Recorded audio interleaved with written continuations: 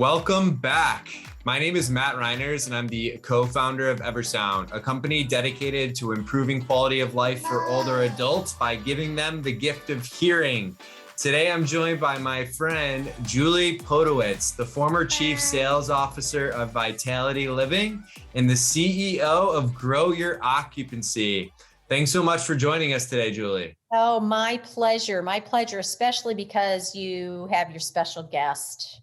And yes, just keeping Julie on her toes. We do have a special guest in Adelaide. My daughter is joining today, who is home sick with a fever. But other than that, she's fine.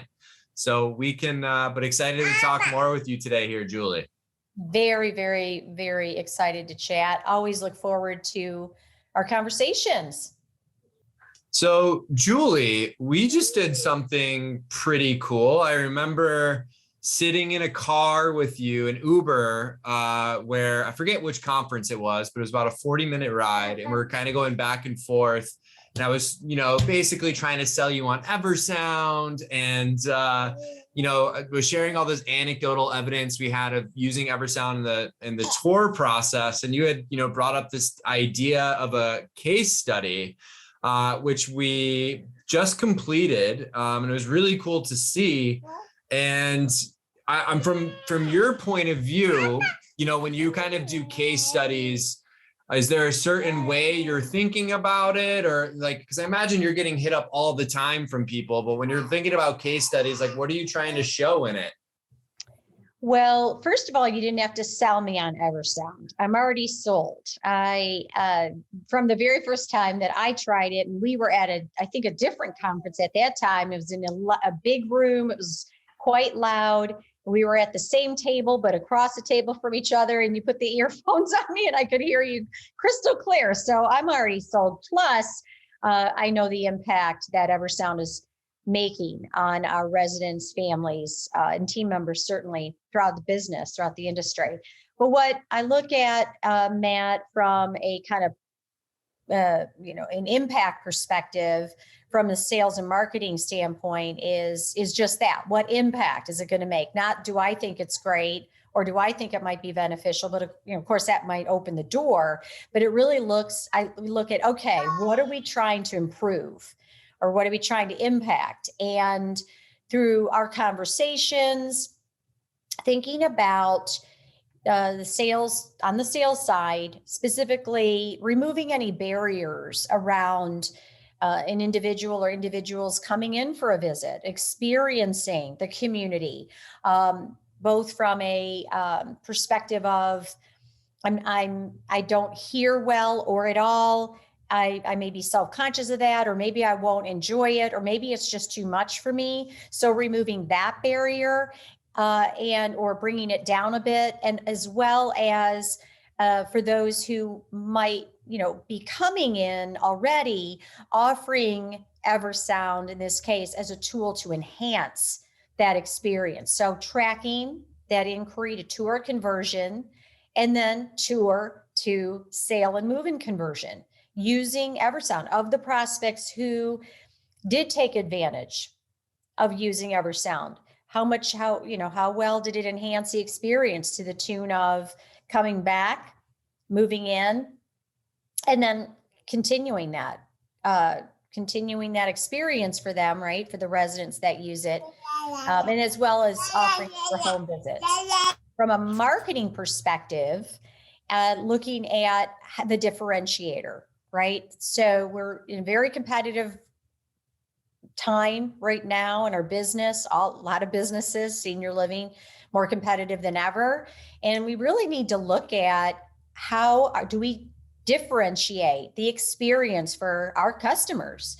And a tool like Eversound, or offering both for residents but also for prospects, is one of the ways I believe we can really promote and show differentiation.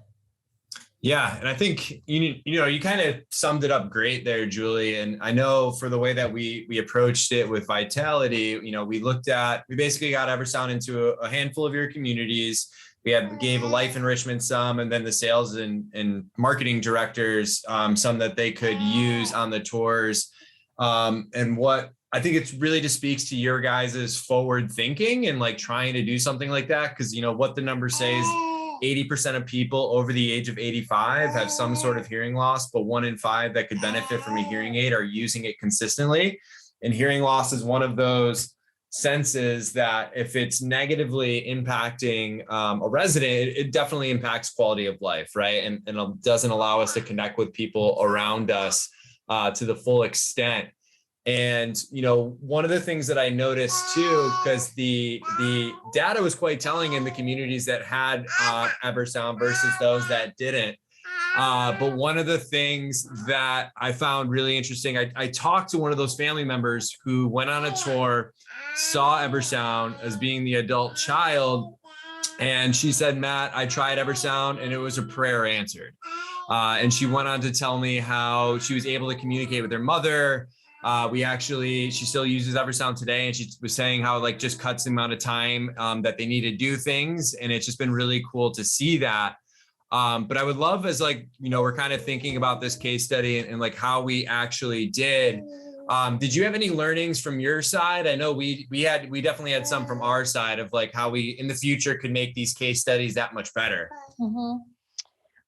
Well, first, I want to give a shout out to Team Vitality because one of the many, many, many things I love about being part of Vitality all these years is the innovation and forward thinking. And it's one thing to be forward thinking, but it's another to be forward doing, right? So in order to do anything or to do, in this case, this case study, you need to have willing participants. So like you said, we decided back a few months ago to test pilot, but we asked for volunteers, people who felt that that it may benefit, right? And it may make impact because we know, Matt, there's a lot of opportunity out there for differentiators. There's a lot of great tools and support, a lot of great programs, a lot of great engagement and so on. But if it's not used, it's sitting on a shelf, figuratively or literally. So that is step number one, buy-in from all levels. And with so many moving pieces and parts, doing anything new or anything additional is definitely an ask. It's an ask. So it's one thing to be excited about it, but it's another to embrace and add it to the toolbox, add it to what we're offering and remember to offer, in this case, Eversound. So that's a big continual learning curve. I'm pleased that we did that. I would say that would be something if I were to offer advice or someone were to ask, I'd say definitely. I don't think surprised, because usually the more someone leans in, the more they're going to learn and grow with both the successes and also the failures, in a way. So gosh, the teams, there was a couple in particular that really bought in, that really leaned, and collaboration between sales and engagement, which is so critical and I think makes sense to everyone. And with every good intention, we all want to see that and try to see that happen. And in the day-to-day whirlwind, we may be more on our kind of single paths, despite our best intentions. So I think that a couple takeaways were that Eversound, having the tool, certainly benefited those that wanted to use it. It is the use case went up the more that the sales director and engagement director both were bought in and collaborated. Yeah, I think it's a great point, Julie. And, of course, first and foremost, Vitality team gets a huge shout out for taking part in this. And yeah, I think, kind of that buy-in from the get-go is super important, and that ongoing coaching and just making sure people are fully utilizing it. I think, learning opportunity that I had where Eversound could have done better in the future in these is just helping with that ongoing coaching and making sure that people feel supported. We definitely tried to offer it at times, but I think we could have been a little bit more forthright in terms of offering that. But it was really cool to see how you guys, varying levels of success, those that really ran with it, had a lot of success, changed the quality of life. But I think you bring up a really good point in that, it's a whole community, right? There's different departments within that community, but there's more opportunities for people to be better aligned and help each other to be successful in their roles, whether it's life enrichment, throwing events using Eversound while tours are taking place, or just able to speak to that, or just having the messaging line up. I think it's just a really cool opportunity for people within the community to rally around the same technology, but using it in different ways, which has been really cool to see. And I'm curious, Julia, we think about this idea of coaching, and I know with Grow Your Occupancy, coaching is like front and center for you all, but I'm curious what you've learned about coaching people within the communities, and maybe not so much, this case study specific, but what you've learned along the way, and what do you think is required to help set someone up for success? Mm-hmm. The coaching, what I've learned along the way is that coaching is critical. It's critical for initial, ongoing, continuing success, stabilization, growth, at whatever stage of life, professionally speaking, and even personally, but professionally speaking, if it's feasible, everyone needs a coach, especially leaders in sales and leadership levels. It's tough, to be honest, Matt, to necessarily get that buy-in. I think people can justify or maybe see spending money in other ways before they really will invest, not a malintent, but just a band, everybody has a budget. But when coaching is consistent, the investment pays off, as long as we've got, the customer, the student buy-in. And to your point, with this case study, maybe one of your takeaways, and you're very supportive, was to, enhance coaching in whatever way, right? And doing that, there's the success kind of guideposts for great coaching. You got to be in alignment. There's got to be great communication. And the more frequent, doesn't mean every day, doesn't mean micromanaging, but that frequency of availability, of accessibility, of communication will, continue to build trust. And then with trust builds communication, builds vulnerability. I'll use this case study for an example, but it's true across the board. I would say 99% of the time is that the information coming back to us as coaches is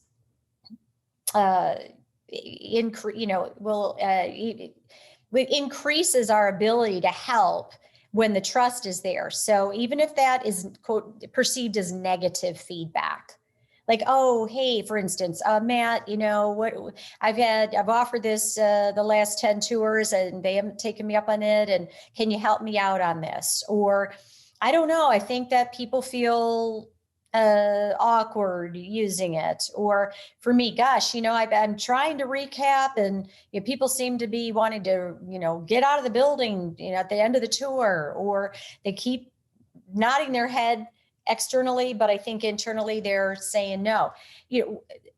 Feedback that's like, hey, can you help me? That is really where we want to get with coaching, so that we can, I would say, solve the problem, but we got to identify what it is first. And there's not just one, but what it is in that moment, to continue removing barriers, to build our skill sets and our actions. Because if we don't hear, I always say, no news is never good news in sales, right?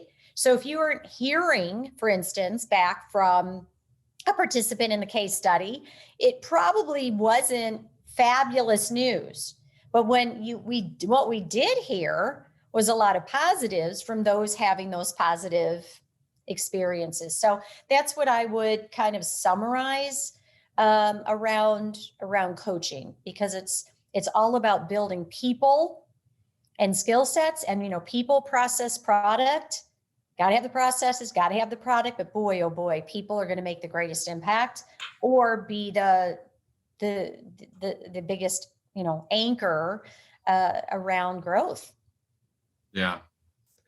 So many mic drop moments within that, Julie. It's just you're just such a wealth of knowledge and experience. It's just amazing to see. So I did have a couple things for you. First of all, well, how much, and I know this isn't what you're fishing for or anything, but I do admire everybody on the Eversound team, your culture of giving, and, trying this, for instance, this case study, diving in. I know it took a lot of your time, energies, and efforts, and there was definite cost to you. You did it without blinking. You're incredibly supportive, and always looking at how can we do it better? How can we do it better? And leaning in to help the business and helping as many people as you can in the business. And for Grow, and I mean, me professionally, Eversound is offering a scholarship to a lucky recipient for the Grow Your Occupancy sales workshop coming up in November. We'll talk about that in a minute, but I so appreciate that. I would say maybe one of my questions would be another, a company considering, or a group considering a case study. What advice would you give me doing this again, or somebody else kind of diving in to make it even more successful than the one that we just completed with Vitality? Yeah. Great thing. And yeah, we're happy to sponsor your upcoming workshop. Seems like an awesome thing. And we are giving a scholarship out to one person to take advantage of that. I would say just kind of like feedback to you or to the Vitality team, or just like in general to the general industry, is, just trying to, I think we did a really good job together, like creating that buy-in from the get-go. But I think this kind of falls back into us of like, how do we continue coaching to what people are hearing, and trying to give people an idea of what they would expect to hear. And kind of from that, I think we had some general hypotheses going into it that I think some things change. I know some communities, COVID hit them, so that kind of changes a lot of stuff too. But I think it's, how do we create the ongoing buy-in? And if something does change within that community, or if, you have some turnover, what's the game plan or the play call to really just make sure that community that's taking part in it, we can catch them back up to speed as quick as possible. So I would say it's more of, those crazy situations that kind of happen that you can kind of foresee, but you don't think they're going to happen, just kind of expecting the worst. And what is your game plan, or what will you do if that's the situation? I also think for the case study, one thing that we learned and what we're going to implement as we go forward is, I think we were more, hey, if you need help, book some time with us. Being more reactive into that, what I would say, and this kind of falls into your idea of coaching, right? It's just, from the get-go of doing a pilot with a group, setting the expectations of, hey, we're going to have a 20-minute call every other week just to do a quick check-in, understand where things are going, what successes you're having, what failures you're having, what questions are you being asked that you don't know, and just really setting that as part of the expectation. Because I think if we were able to do that, we probably would have had even a better handle on things, and just, getting a better pulse of what was going on within the communities to ultimately set you guys up for success as well. So I think those are some of my learnings coming out of that. Those are great learnings. And another one I would say is from this side of it would be to, on that coaching piece, just provide some examples of verbiage of how to add it to the sales process in regard to offering its use, maybe some specific verbiage or maybe some specific scenarios. People learn by repetition, right? And practice, and just even listening or re-listening and listening to those records of maybe how to say things or how to position,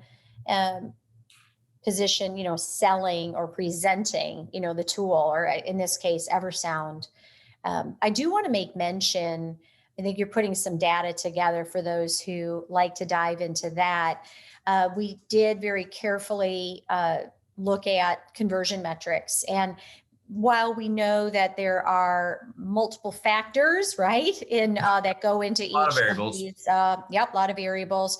The teams that used Eversound most had increased the conversions most, both inquiry to tour and tour to sale. Again, other pieces contribute to that, but there was the direct correlation.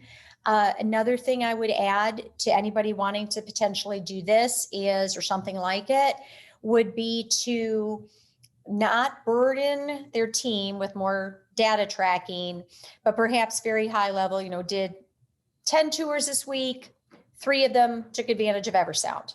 Just that's it. They don't have to give long narratives or anything, or maybe even document it somehow in their CRM, or offered it 5 times. No one took me up on it. Did what, home visits. Home visits is another great example. So that would be sort of my analysis and advice for myself. I absolutely want to take this to more clients, and anything that benefits. And look, if something doesn't benefit a team, an individual, a prospect, a family, don't do it. Certainly don't do it. 100%. But if it's going to benefit, let's offer it, let's do it, and add things to those toolboxes that are making impact. Yeah, I think it's a great point. And I think, your earlier point of like providing those ongoing scenarios, hindsight's always 2020. And like thinking back early on, we should have set up role playing, right? Where I could have been the person coming in the tour, whether if I was the resident or the adult child, and could have done that on a one-on-one basis or a group basis. But I think there's a lot of opportunities there to really just practice some of that, kind of coaching, training, one-on-one stuff, right? Like I've been role playing since I've been in sales since the very beginning, and doing some of that stuff and not being afraid to like make those asks, because you're ultimately trying to set them up for success, right? And if you can help them be more successful in their role and in their job, it's just it's a win-win for all parties. And I think too, to your other thought of data tracking, not asking them to do much different, whatever they might be doing right now and what their success looks like, and not trying to teach new habits and new tricks, but just being like, hey, if you're able to provide us this data, you can click a box in their CRM when you do that. Like that ultimately, I think, will just make that much easier. We've got this upcoming 2-day intensive fun session. Do you want to share a little bit more about what people can expect from that? I would love to share. Yes. 2 days right outside of beautiful Nashville. So come early, stay late, do your honky tonkin' downtown, or, enjoy this wonderful city so many people visit and move to. November 15th and 16th. The cost is really the price is put at a place where we really want to encourage people to come. So we're right now kind of the rate, we'll check the rate, but for right now it's $495. And the hotel, we negotiated a very fair rate. Your travel would be on your own. 2 days going to be broken out to both internal sales, external business development. We'll have breakout sessions. We'll cover the fundamentals. So someone who's new to the space, wants a refresh, wants to get energized, needs to layer. Learning is layered. You got to learn. You don't jump to the 5th grade without doing 1st through 4th grade first, right? So in life, we're always layering our learning. And We will cover core fundamentals. We'll do role play. We'll do scenarios. They should leave with a marketing plan for certainly for the rest of this year should be complete. But into starting 2023, very well planned, energized, with purpose, and with all of those things gives us confidence. And the tangibles are critical for success. What makes the most impact is intangible. So it's how we feel about ourselves, how we approach, how we show up. What is our mindset? What's our determination, our discipline, our organization? These pieces that we only make ourselves, the determinations. And even though we make them ourselves, we lean out for support and help. And how can I get recharged, right? And this is a great way to do it. And the Grow team will be there. So it's not just me. You'll learn from a variety of great professionals.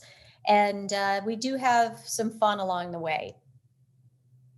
Well, Julie, I know if you're involved with anything, there's always going to be a little bit of fun along the way. But it sounds like an awesome opportunity that a lot of people will get a lot of value of. And, you're asking at a price point too, that I think is really fair. And I think we'll just, the value is absolutely there. And yes, we have a scholarship for one person to go. Depending on when this launches, might be a little bit late. We've already got some people applying, which is great, but it sounds like you guys are doing some awesome stuff and, helping others to continue to grow, not just individually, but also helping to grow their business as well, which is just, so important. Thank you, Matt, so much. And thanks for bringing your special guest. Look at your magical parenting skills. I think the milk gets the majority of the credit, but yeah. Great talking with you, Matt. Thank you so much for being on my podcast. I'm always thrilled to be a guest on yours and, collaborating with you. And thank you for all you do. And most importantly, your friendship. Hey, we're friends first, Julie. I appreciate you so much. I'm so grateful that we've met and we've come into each other's lives, that I can, try to be a parent like you one day, because Ava's awesome, and just grateful for all that you bring into this world. And thank you so much for joining.